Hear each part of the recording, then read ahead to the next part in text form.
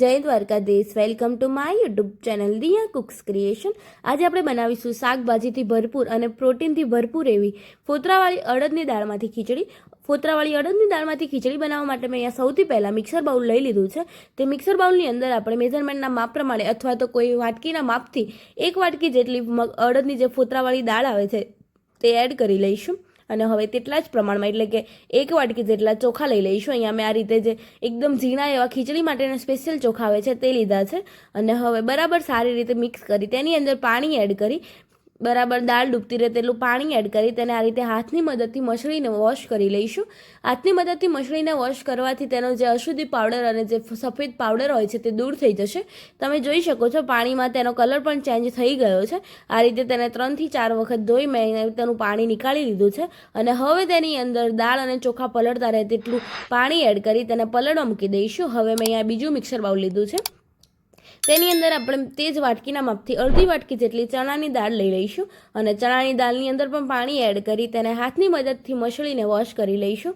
તમે જોઈ શકો છો દાળનો બધો જ અશુદ્ધિ પાવડર નીકળી જાય તે રીતે તેને વોશ કરી 3 થી 4 વખત સરસ ચોખ્ખા પાણીની અંદર વોશ કરી બધું જ પાણી આપણે નીકાળી લઈશું। અહીંયા તમે જોઈ શકો છો। અને હવે બધું જ પાણી નીકળી જાય ત્યારબાદ તેની અંદર ફરી આપણે થોડું ચોખ્ખું પાણી એડ કરી તેને પલળવા માટે મૂકી દઈશું અડધો કલાક માટે। અહીંયા અડધો કલાક પછી તમે જોઈ શકો છો બહુ જ સરસ એવા દાળ ચોખા પલળીને ફૂલી ગયા છે અને અહીંયા આપણી ચણાની દાળ પણ સારી એવી ફૂલી ગઈ છે એટલે કે પરફેક્ટ પલળી ગઈ છે।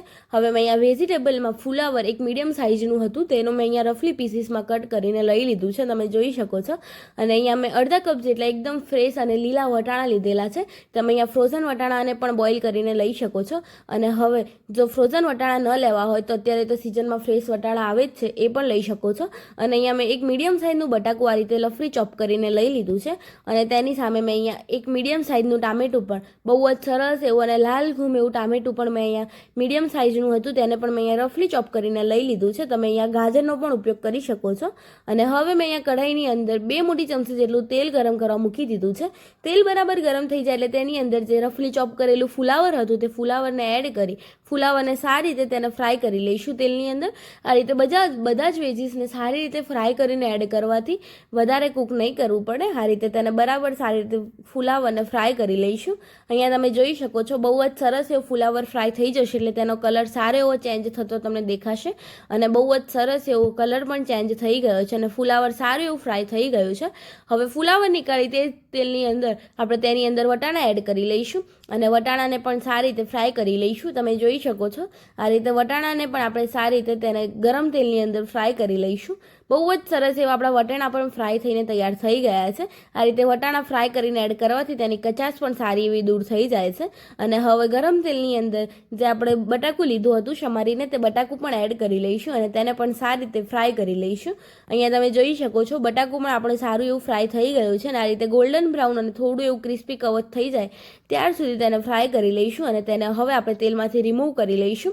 અહીંયા મેં બધા જ ફ્રાય કરેલા વેજીટેબલ લઈ લીધા છે, તેમાં મેં અહીંયા બટાકાને ફ્રાય કર્યું છે, ફુલાવર ફ્રાય કર્યું છે અને વટાણાને પણ ફ્રાય કર્યા છે। તમે ગાજર એડ કરતા હોય તો ગાજર પણ ફ્રાય કરીને લેવાનું। અને હવે મેં અહીંયા એક મોટું વાસણ ગરમ કરવા મૂકી દીધું છે, તે વાસણની અંદર આપણે 2 મોટી ચમચી જેટલું તેલ એડ કરી લઈશું અને તેલ બરાબર ગરમ થઈ જાય એટલે તેની અંદર 1 ટેબલ સ્પૂન જેટલું જીરું એડ કરી અને ખડા મસાલા એડ કરી તેને બરાબર સારી રીતે સોંતે કરી લઈશું। અહીંયા અમે ખડા મસાલામાં 3 થી 4 જેટલા લવિંગ, 2 સૂકા મરચાં, 1 તમાલપત્ર અને 1 મોટી ઇલાયચી લીધી છે, તમે તમારી રીતે ખડા મસાલા એડ કરી શકો છો।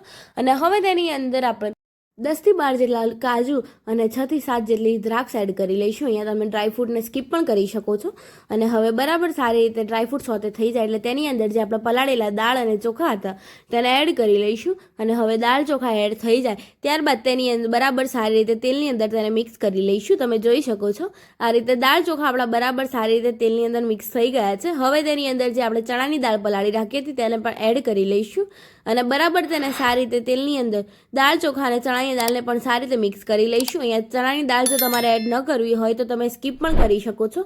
અને હવે તેની અંદર દાળ અને ચોખા બરાબર ડૂબતું રહે તેટલું પાણી એડ કરી અડધી ચમચી જેટલી હળદર અને ટેસ્ટ પ્રમાણે મીઠું એડ કરી બરાબર સારી રીતે તેને મિક્સ કરી લઈશું। તમે જોઈ શકો છો આ રીતે બરાબર પાણીની અંદર હળદર અને મીઠું સારી રીતે મિક્સ કરી તેને ઢાંકીને આપણે લગભગ 5 મિનિટ કૂક થવા દઈશું। અહીંયા 5 મિનિટ પછી તમે જોઈ શકો છો બહુ જ સરસ એવો પાણીમાં બોઇલ આવવા લાગ્યો છે અને આપણા દાળ ચોખા સારા એવા કૂક થવા લાગ્યા છે, તમે જોઈ શકો છો. ફરી તમે 5 મિનિટ પછી જોઈ શકો છો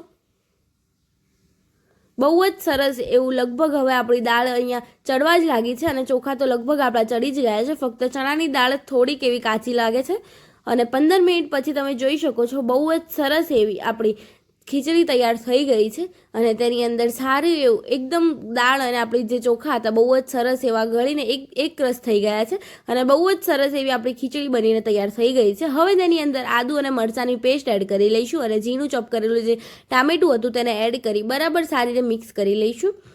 હવે તેને બરાબર સારી રીતે મિક્સ કરીને આપણે ટામેટું પણ થોડીક વાર માટે કૂક થવા દઈશું અને હવે તેની અંદર મસાલામાં 1 મોટી ચમચી જેટલું કાશ્મીરી લાલ મરચું અને 1 મોટી ચમચી જેટલો ધાણા જીરાનો પાવડર એડ કરી બરાબર તેને સારી રીતે મિક્સ કરી લઈશું. અહીંયા જો તમારે મરચું એડ ન કરવું હોય તો તમે મરચું સ્કીપ પણ કરી શકો છો અને બરાબર તેને સારી રીતે મિક્સ કરી લઈશું. તમે જોઈ શકો છો બહુ જ સરસ એવી ખીચડી આપણી મિક્સ થઈ ગઈ છે. હવે તેની અંદર જે ફ્રાય કરેલા આપણા વેજીટેબલ હતા તેને એડ કરી લઈશું. અહીંયા એકદમ એન્ડમાં ફ્રાય કરેલા વેજીટેબલ એડ કરવાના જેથી કરીને આપણા વેજીટેબલ વધારે કૂક થઈ ના જાય.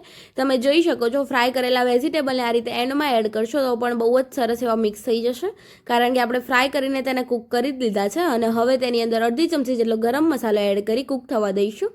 ત્યાર સુધી મેં અહીંયા વઘાર માટે વઘાર્યું ગરમ કરવા મૂકી દીધું છે. તેની અંદર 1 ટેબલ સ્પૂન જેટલું ઘી ગરમ કરી લઈશું અને ઘી ગરમ થઈ જાય એટલે તેની અંદર 1 ટેબલ સ્પૂન જેટલું જીરું, 1 પિંચ જેટલી હિંગ અને તેને હવે આપણે જે ખીચડી હતી તેની અંદર વઘારને એડ કરવા તેની અંદર 1 ટેબલ સ્પૂન જેટલું કાશ્મીરી મરચું એડ કરી ફટાફટ વઘારને અંદર એડ કરી લઈશું. અહીંયા ખીચડીને કહેવાય છે ઘી વગર એકદમ અધૂરી છે, તે રીતે જ મેં અહીંયા ખીચડીમાં વઘાર પણ ઘીથી જ કર્યો છે અને બહુ જ સરસ એવી તેની સુગંધ આવી રહી છે, તમે જોઈ શકો છો. અને હવે લીલી કોથમીરના પાનથી તેને ગાર્નિશ કરી લઈશું અને બહુ જ સરસ એવી આપણી અડદના ફોતરાવાળી દાળમાંથી એકદમ સરસ એવી પ્રોટીનવાળી આપણી ખીચડી બનીને તૈયાર થઈ ગઈ છે અને હવે આપણે ખીચડીને ગરમા ગરમ સર્વિંગ પ્લેટની અંદર સર્વ કરી લઈશું. સર્વ કરતી વખતે તમે જોઈ શકો છો બહુ જ સરસ એવી આપણી અને લગભગ 15 મિનિટમાં જ આપણી અડદની ફોતરાવાળી દાળમાંથી એકદમ વેજીટેબલ ભરપૂર અને પ્રોટીનથી ભરપૂર એવી ખીચડી બનીને તૈયાર થઈ ગઈ છે અને હવે મેં ખીચડી સાથે અહીંયા દહીં અને સલાડ પાપડ સાથે મેં સર્વ કરેલી છે. જો તમને મારી આ રેસીપી ગમી હોય તો લાઇક કરજો, શેર કરજો અને કમેન્ટ કરજો. કમેન્ટ બોક્સમાં મને જરૂર જણાવજો કેવી લાગી મારી આ રેસીપી અને હા, મારી ચેનલ પર જો નવા હોય તો ચેનલને સબસ્ક્રાઈબ કરી બેલ આઇકન જરૂર દબાવજો જેથી કરી મારી અવનવી રેસીપીસ તમને સૌથી પહેલાં જોવા મળે. મળીએ કોઈ નવી રેસીપીસ સાથે, ત્યાર સુધી બધાને જય દ્વારકાધીશ, જય શ્રી કૃષ્ણ.